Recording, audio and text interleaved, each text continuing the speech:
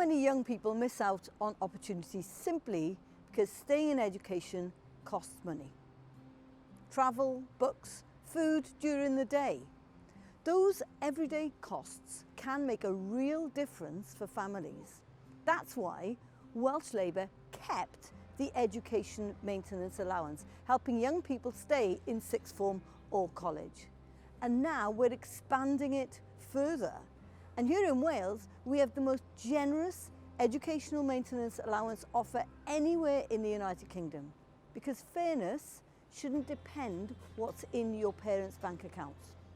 As Wales begins a new chapter, Welsh Labour is pledging to keep investing in opportunity, from EMA and student support to 100,000 apprenticeships and pathways into good jobs. That is fairness you can feel.